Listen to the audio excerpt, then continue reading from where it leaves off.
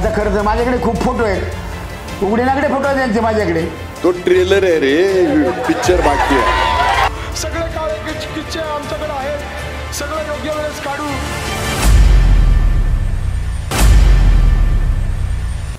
अकोले विधानसभा निवडणुकीच्या प्रचाराला आता अवघा एक दिवस राहिला असताना प्रचाराच्या अंतिम टप्प्यात उमेदवारांमध्ये फोटो आणि व्हिडिओ वॉर सुरू आहे। राजकीय सभांमधून व्यक्तिगत चिखलफेक केली जाते।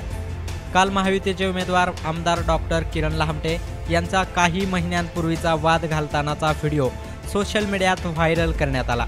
यात आमदार लहामटे आणि एका शेतकऱ्यांमध्ये वाद होताना दिसत आहे। या व्हिडिओवरून विरोधकांकडून आमदार लहामटेंना ट्रोल करण्यात येत आहे। तो व्हिडिओ व्हायरल झाल्यानंतर लगेचच महाविकास आघाडीचे उमेदवार अमित भांगरे यांचे गोव्यातील फोटोज व्हायरल करण्यात आले आहेत। हे फोटो जुने असून अमित भांगरे यांनी त्यांच्या त्या फोटोमधील मैत्रिणींचे नाव सुद्धा माध्यमांना सांगून टाकले आहेत। ज्या काही फोटोज व्हायरल होत आहेत त्या दोन्ही मुलींचं नाव सांगतो, पेंग शावशाव आणि जनिता खिलिस्कर।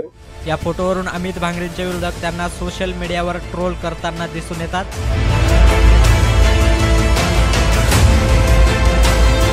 तर तिसरीकडे आज भाजपचे शिवाजी धुमाळ यांनी माध्यमांना एक प्रतिक्रिया देताना आमदार लहामटे यांचे काश्मीर या ठिकाणाचे आक्षेपार्ह फोटो त्यांच्याकडे असल्याचं सांगितलंय आणि त्यावरूनही सोशल मीडियावर जोरदार ट्रोलिंग सुरू आहे।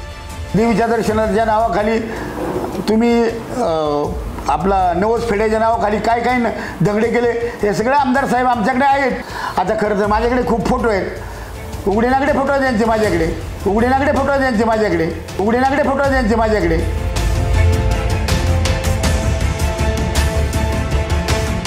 मतदारसंघाच्या विकासाचा मुद्दा सोडून ही निवडणूक आता व्यक्तिगत आरोप आणि प्रत्यारोपावर रंगली आहे। अकोले तालुक्याच्या राजकारणाचा स्तर या निवडणुकीत खालावताना दिसून येतोय। निवडणुकीचा प्रचार करत असताना प्रचाराचा थेर कसा असावा यावर आता समग्र विचार केला तर जे चाललं आहे ते योग्य नाही। वैयक्तिक पातळीवर जेव्हा राजकारण सुरू होतं तेव्हा राजकारणाची पातळी आणखीनच खालावली जाते। जेव्हा असा वैयक्तिक पातळीवर प्रचार केला जातो त्यावेळेस खरंच हा अकोले तालुक्याचा विचार आहे का, अकोले तालुक्याची ही संस्कृती आहे का, अशी चर्चा आता मतदारांमध्ये सुरू आहे। उमेदवारांनी निवडणूक जिंकण्यासाठी सर्व शक्ती पणाला लावली आहे। उमेदवारांचे समर्थक कार्यकर्ते निवडणुकीच्या मैदानात उतरून जशाला तसं उत्तर देत आहेत, अरेला कारेने उत्तर देत आहेत। यामुळं वातावरण अधिकच गढूळ झालंय।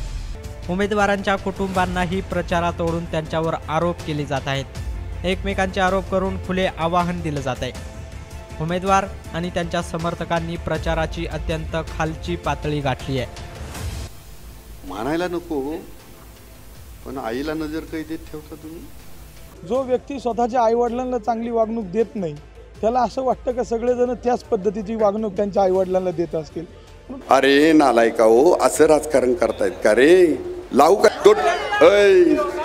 तो ट्रेलर आहे रे, पिक्चर बाकी आहे।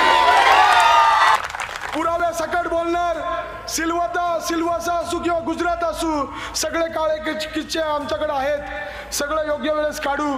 आता खरं तर माझ्याकडे खूप फोटो आहेत, उघडीनाकडे फोटो आहेत त्यांचे माझ्याकडे।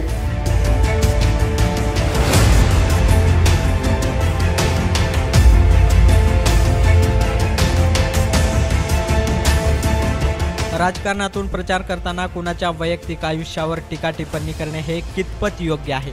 असंच चालू राहिलं तर अकोले तालुक्याचा बिहार व्हायला वेळ लागणार नाही।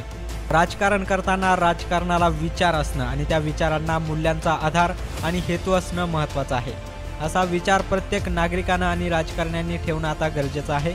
आपल्याला काय करायचं हे निश्चित करा।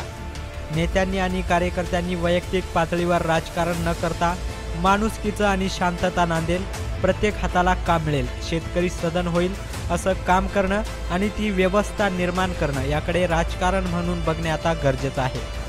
त्यामुळं मतदारांनो आता जागृत व्हा, प्रत्येक उमेदवाराचं आकलन करा। तालुक्याच्या राजकीय, सामाजिक, वैचारिक संस्कृतीला तडा जाणार नाही याचं एकदा आकलन करा आणि योग्य उमेदवारालाच मतदान करा। News report, Akole news, Akole.